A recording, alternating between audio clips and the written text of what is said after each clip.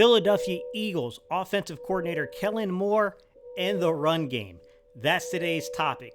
Get ready. There's going to be some contention here because we all remember what Mike McCarthy said about Kellen Moore when they had their famous separation last offseason. Kellen wants to light the scoreboard up. I want to run the ball more so that way I can preserve my defense and win football games. Now wait a daggone second here, Steve. Didn't we run the ball more with Mike McCarthy this season than the year prior with Kellen Moore as the offensive coordinator? No, technically in 2022 with Kellen Moore at the helm, you guys actually ran the ball at a top 10 clip at 47 percentage points. And then in 2023 with Mike McCarthy at the helm, it was just above 40, almost 41%. So 6 to 6.5%, difference between 2022 and 2023 season. So not exactly, but with circumstance. We got to keep in mind Dak did miss 5 games on the 2022 season. You're playing a backup quarterback for a certain length of time. That could definitely escalate your overall percentages. What about in the playoffs when the games mattered? I mean, didn't we run the ball more, with Mike McCarthy than Kellen Moore this season? No, it's kind of tricky. Actually, in the playoff game you had against Tampa Bay in 2022, you ran the ball at a pretty high clip. I mean, you had 33 passing attempts to 28 rushing attempts. It was a pretty balanced attack there in that game. As a matter of fact, the 2 playoff games you guys have won in like the last 10 years, it's mostly been behind the run game. This past year in the Green Bay game, you put it in his hands 60 freaking times. But also, circumstance matters, right? I mean, when we talk about these things, they're not outside of the circumstance in which they're occurring. And the circumstance in which they're occurring is that you were trailing 27-7 at halftime, and then 41-16 going into the fourth quarter. So not a lot of opportunity to run the ball there. And what the hell was he talking about in this press conference? We're going to take a deep dive today. I'm going to show you from the film some of the things that I see from Kellen Moore's system when it comes to the run game. We're going to talk about the overall analytics and the percentages of run with Kellen Moore. And then take a deep dive because the Philadelphia Eagles have been traditionally over the last few years one of the highest percentage rates in terms of the run game in the entire NFL. And even we have our moments of getting away from the run to where we all as a fan base get a little angry. So with that said, let's jump into today's topic. Let's review Kellen Moore and the Philadelphia Eagles run game. Following those salacious comments from Mike McCarthy about Kellen Moore, it is pretty interesting to see once Kellen Moore got his opportunity to fully facilitate an offense, right? I mean, he's got a defensive-minded head coach. He's the offensive guru guy that's in the room. What did things look like? Truth be told, he ranked 26 overall in the run-to-pass ratio. He had about 40%, so about 60% pass to 40% run. To be specific about the numbers, guys, it was 40.5%. But I will say this. You got to know circumstance and situations and game situations to really fully evaluate that. And I think there's a few things at play here. Number one, the team that won the Super Bowl was also in the bottom third of the league in Kansas City because they didn't want to remove the ball from Patrick Mahomes' hand. I do think that is part of the situation, right? I do think that's part of what goes on.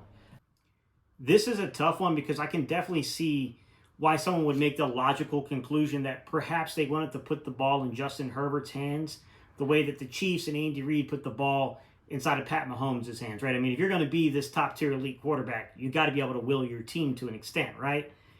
The problem is when I look at the underlying analytics, it's not supported. Because simply put, even going back to when Shane Steichen had this young man as a quarterback, he averaged around 40 attempts per game. The season prior, he reached 41 attempts per game. And then last season, although he only played 13 games, so that explains the 456, passing attempts being the lowest. But when you look at it per game, his 35 attempts per game is lower. 4 to 6 snaps per game lower than previous seasons underneath different coordinators. So, yes, on one hand, I can definitely understand that even at 35, I think that's a threshold for when you're really trusting your quarterback to win you games. But at the same time, there is some, element of being managed here. This is not quite as high as we've seen from other quarterbacks. So, I mean, yes, the 26th overall ranking, it's a little strange. I do think circumstance plays a role here.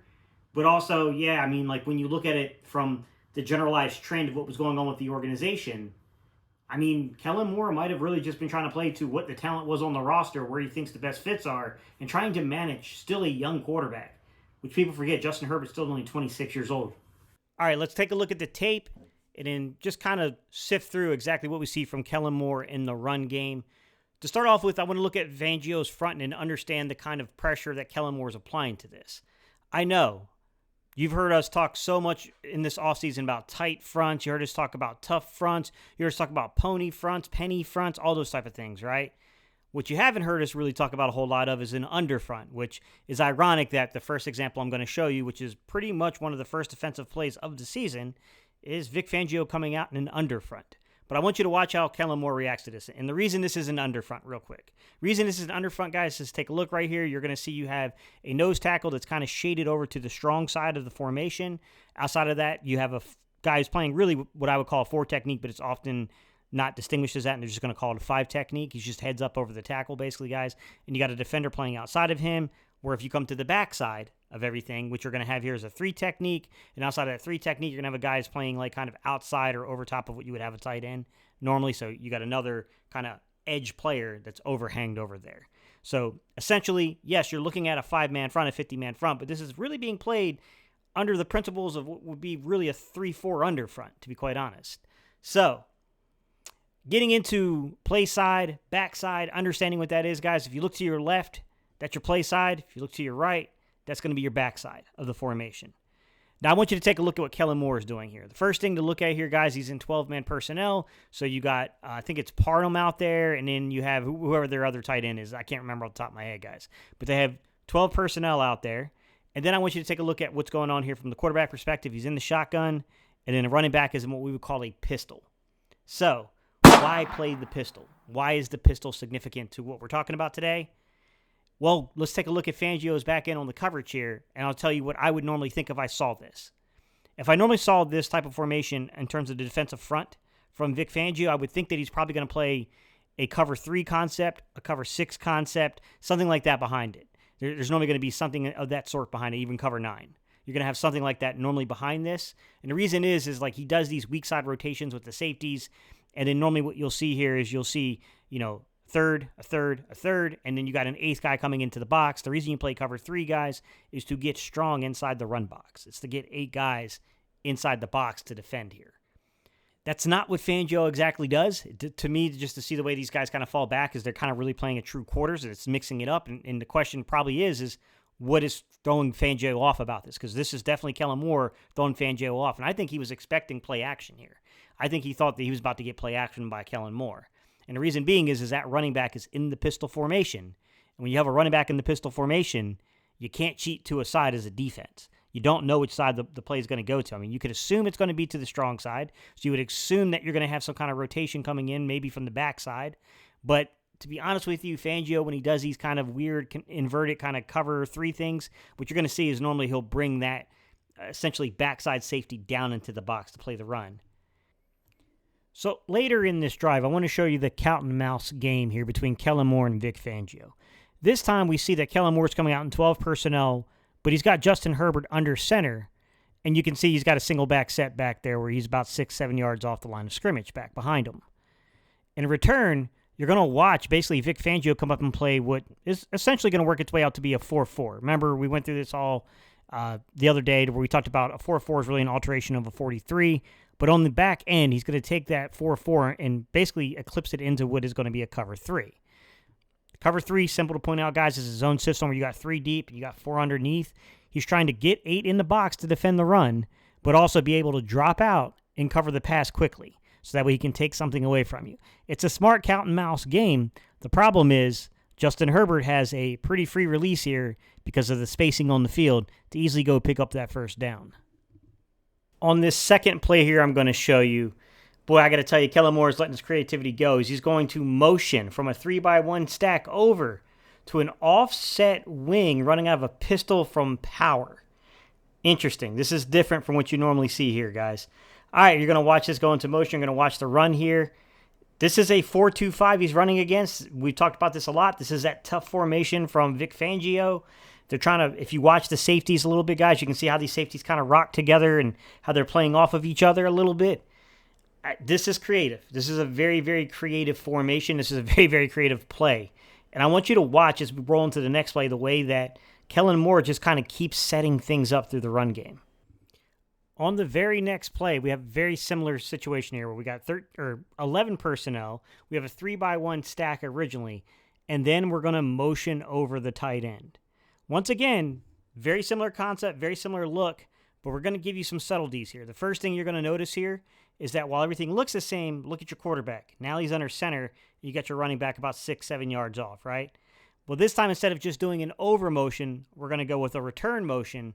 And on the return motion, what do we get here?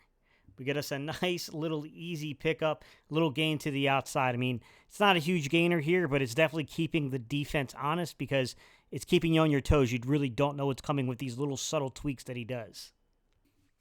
Some of the things that I noticed about Kellen Moore's system. Number one, there was a tremendous amount of motion on these run plays. I mean, we definitely had the tight ends being utilized in some very unique ways in terms of, number one, them being actually handed the football and actually being used on things like jet motion and jet sweeps and things like that, but also just purely the amount of motion he was using to try to gain what I think is his important principles, whether he's throwing the ball or running the ball, which he's trying to create three things, which are angles, which are space, and which is misdirection or confusion. I think that's what he's trying to accomplish by what he's doing out there. He did it from a couple of unique ways. I mean, he wasn't just always putting the quarterback under shotgun. Sometimes the quarterback was under center. You know, he would use some very unique things that we've seen here in Philadelphia now, going back from Doug Peterson started doing it when Jalen Hurts was here. So we saw the continuation with Nick Sirianni and Jeff Stoutland and this staff together now to where they play, you know, he used some pistol. And the reason he's using pistol is to basically gain leverage on the defense, is the fact that, you know, you cannot key in on which side things are going to, especially with a coach like Kellen Moore who's using so much motion, so much deception in what he's doing. Some other things I noticed is he went from gap to power. I saw some down blocks inside of his system. Like, he's definitely there to create those advantages, to create those angles, to kind of get you those nice setup kind of runs, right? I mean, it wasn't a heavy zone, like inside zone type run system from what I could see on the tape. But I mean, we also got to keep in mind that what we're seeing on tape right now, we got to keep in mind there's going to be a blending, right? I mean, I think that's what they were trying to talk about is that, you know, you do have Jeff Stoutland, who is the run game coordinator for the Philadelphia Eagles. So there has to be a blending between principles that Stoutland's going to bring, that Kellen Moore wants to implement, to what Nick Sirianni wants to keep as the basis. And also we got to talk about the fact that Jalen Hurts and Justin Herbert are very different quarterbacks, to be quite fair about this. Like, Justin Herbert is a decent athlete. He's not a terrible athlete, but he's not quite to the level of like what we see from like Daniel Jones, what we see from, you know, Josh Allen, what we see from Jalen Hurts, these guys that are kind of a little bit more power type runners from the quarterback position, guys that can bring a little bit to that spot like that. That's not really, you know, he's more of a like, oh, if things go off schedule, you know, I can break down the play and I can pick up a first down, if you will. I even saw towards the end of this game, guys, I saw an outside stretch play, which is pretty unique. I mean, we didn't see a whole lot of that here in Philadelphia, and just basically when I'm looking outside stretch, I'm just watching that play side guard. That play side guard is pulling towards the play side, and then you got someone coming backside normally. Normally pretty dang good indication you're dealing with an outside, you know, kind of stretch play. You're looking at that stretch kind of, you know, play. Now, I will say there's some unique variations. Normally when you see stretch, you see a pitch, right? I mean, there's normally a pitch associated with stretch. This one's not. It's done through a handoff, which is interesting. I love the way that he sets up and uses angles in motion. All right, guys, leave your thoughts down below. Let me know, what did you think about Kellen Moore and his designed run game, and the way you think this is all going to get blended with Jeff Stoutland, Nick Sirianni, you know, everybody coming together to form this thing, to form this, install the offense that will eventually happen. All right, y'all, I'm out of here.